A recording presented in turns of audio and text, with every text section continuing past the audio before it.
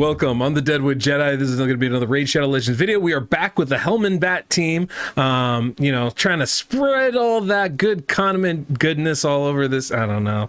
Try to go with the Helman joke there.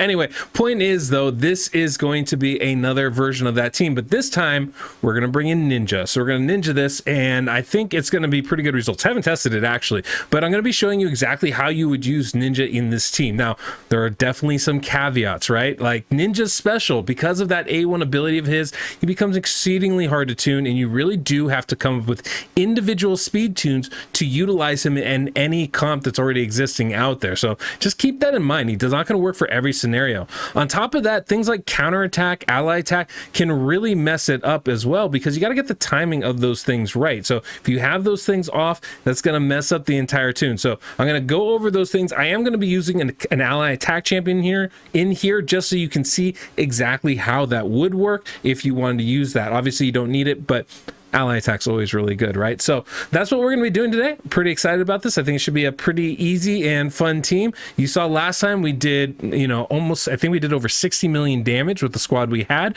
and it wasn't really fully optimized. Probably not the champions I would use if I were actually going to try and make this team work. So we're going to be trying this a little bit different, bringing in Ninja, taking out Martyr, and keeping Kreela there just at a different speed. We'll see how this works, and I think you'll see pretty good results. And of course, if you guys haven't already, please take the time, hit that subscribe button, hit that notification bell to help support this channel. And if you like today's music, we do have the Soundstripe link down below in the pinned comment and description of this video. All right, these are the champions we're going to be using, and obviously it just takes a little bit of setup to get this going. One of the big things that you're going to notice is with Ninja here, Ninja has a lot of special things we have to deal with, right? So let's go over his kit real quick and exactly how that's going to work. So first off, we start off his A1. It has a turn meter boost, right? Fills his champion's turn meter by 15% when used against bosses.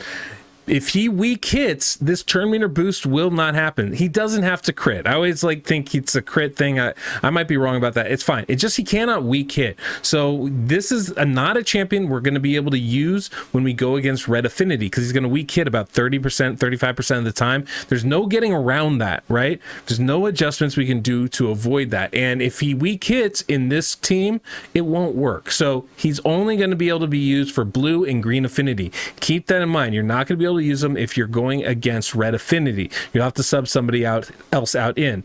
Now you'll also notice his A2 here. Now his normal AI, if you just don't set anything, it will prioritize the skill because it is the big damage skill. But what we need to do is we need to prioritize his A3 ability here, Science Slash. So that goes first. We're going to open with the A2, but we're going to prioritize that A3 skill. And so what that's going to do, this skill is on a 4-turn cooldown, and we need it to stay on a 4-turn cooldown for this to work. So that's why we're going to prioritize it this way. We get the A1 turn meter boost at regular intervals, so we know exactly how that works. That's why we're able to bring him into this team and tune him the way we are. The other person I want to talk about briefly is Kreela Witcharm, and one of the things we need to do if we're bringing in ally attack like Kreela, we need to time when that ally attack happens. So we definitely need that to happen specifically before the stun. So we are going to prioritize that A3 skill right here, and that's going to happen right before the stun. I'm sorry, it's going to be in between. So we just need to happen at the same time every time. So I just need to make sure that this ability, this blinding glow, happens at the same time every time, and with that it's going to work just fine. But we just need to make sure that we're prioritizing that skill, or prioritizing the skills like this, A3 then A2, so they happen at the same time. I actually had to change some of her masteries to make sure that it worked in order to do that. So let's take a look at the champion really quickly here. Now, I haven't changed the gear on Maneater, Seeker, or Helicath. So if you're wondering what we're running for those, you can go ahead and check out my previous video on this, which you see the thumbnail on the screen right now, and you'll see all the gear that we have on them. I literally haven't touched a thing on those. We're running exactly the same speeds on them.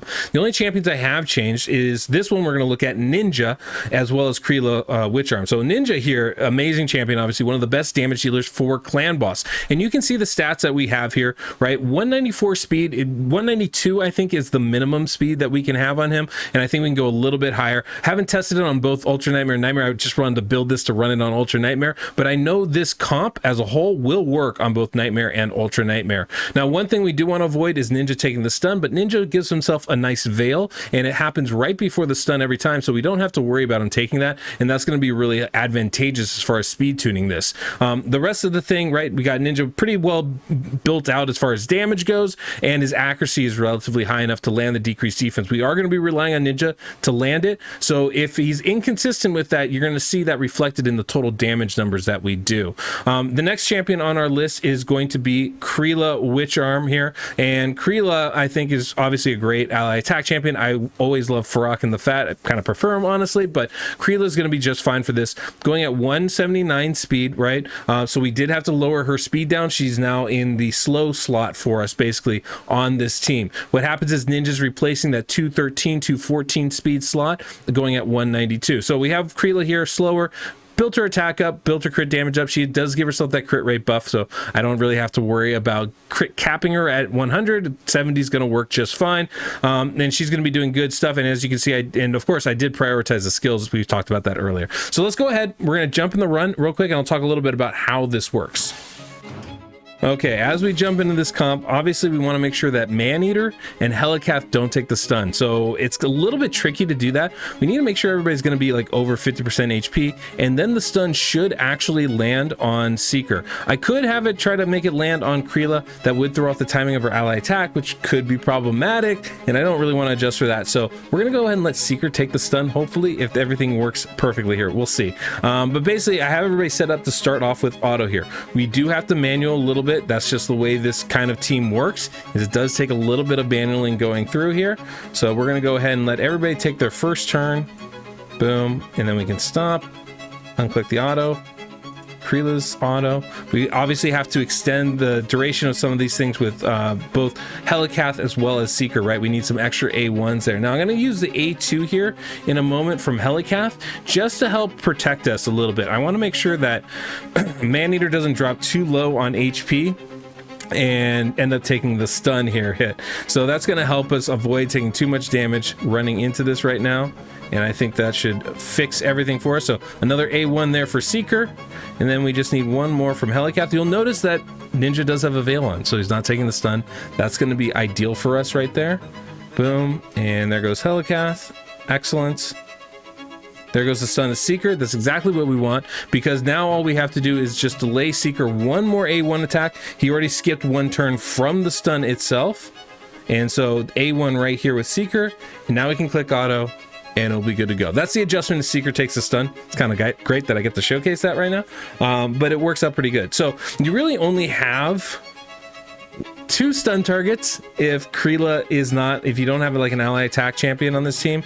You can use it, you can have one of the ally attack champions get stunned, that is okay, but you're just gonna have to time the stun of the ally attacks after that, so it takes a little bit of working, right? But you don't need an ally attack champion to make this work either, and so that person can definitely take the stun. Seeker can take the stun, and you can adjust from there.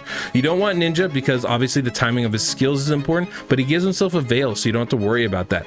Helicath, obviously the timing of his skills are important. Same thing with Maneater. Now you can of course adjust, right? If you know they're going to take that first stun, you can just use their unkillable abilities a turn earlier. That's not going to help you with when it comes to affinity, especially when we're talking about Maneater. But yeah, you could let Helicath take that first stun and then just adjust when he's going to use his block damage ability, right? Obviously, you'll probably have to manual another cycle to make sure that you can use it coming up on turn 6, as it wouldn't be available on turn 3 because he would be stunned, right? So there are some ways to get around it, but generally it's not too big of a deal. Now, of course, the big part with this is bringing Ninja means a huge damage boost, and that's great, but he doesn't work for Force. So what do you do for Force? Well, on Force, you just bring in a champion at that 213 speed, because all you're doing is subbing in that one slot for Ninja, which makes switching it out actually pretty easy to do, right? You can have a preset champion ready to go and fill in that slot. So like I might have Kreela in this team with Ninja, maybe I take Kreela out, or I keep Kreela in, maybe I take Ninja out for Force and I bring in Farrak and the Fat, who's a Spirit Affinity champion. He's going to be a strong hitter. That'll work out just fine for us, right? So there are definitely options as far as approaches. I could take him out and bring in a Geomancer if I wanted to. too. Bring in a Fushan would be fine. Just don't put him in the lead, you know, because obviously the aura change would make a difference. But there's definitely ways around that. The big thing is with any clan boss team, want to make sure that you have decreased defense, want to make sure you have weaken. Those are the two priority things. And then after that, poisons are always a great thing. So toxic sets, poison champions, any of those would work out just fine.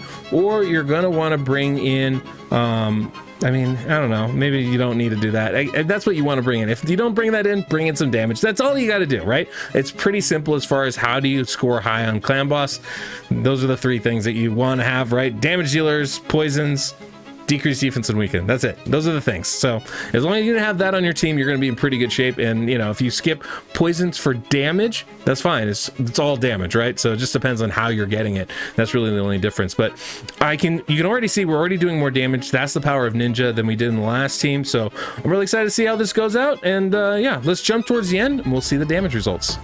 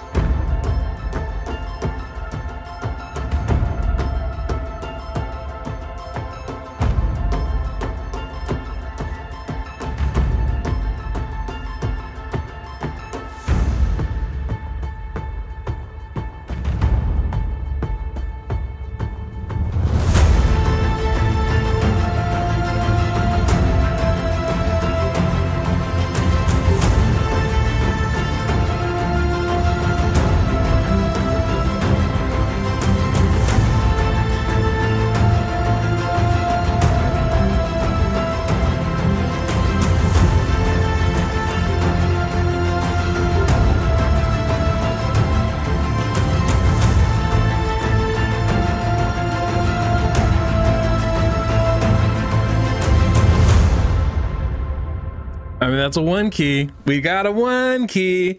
Not too shabby, I would say. I mean, I don't know. You know, we got 10 million pretty much across the board, but Ninja did 28. Hey, that's the power of Ninja. That's really what that is. And obviously, I'm confident that actually, I know bringing Kreela with the ally attack is really, really strong, but I'm pretty confident that if we had some poisons in there, we'd push this even higher. I'd love to use a Draco with this. I think would be pretty good team. Anyway, guys, so you can see, right? Good results, definitely some solid results. It's a very solid team you can build here, even if you only have 2 unkillable champions and 1 is a Maneater and 1 is a Helicath. So that was the team, that was the build. I thought it was pretty darn good results. You can see how good Ninja is, but of course you do need to account for Ninja's turn meter boost. Make sure that he's not weak hitting, make sure that the masteries are working. One thing, I don't know if I pointed this out, I think I did, but on Kreela we had lasting gifts on her earlier. That's a totally fine mastery to have on her. I think I ended up taking it off. I was a little nervous about it, but that's going to be totally fine. One thing that you don't want is Cycle of Magic, because you need the timing of her skills to go right. Same thing with Ninja, right? You don't want Cycle of Magic, you don't want any refresh accessories, anything like that on those 2 champions, so make sure you're careful about that. But otherwise, I thought it was a really good result, really fun team to run, and yeah, there's definitely some plenty of room for improvement in this squad as well. So overall, pretty darn good. Hopefully you guys enjoyed this. Like I would tell you before, this is on the website, so make sure to go check that out. I'll have that link down below, so if you want to see this tune and read all the notes on it, that's where I would go for that.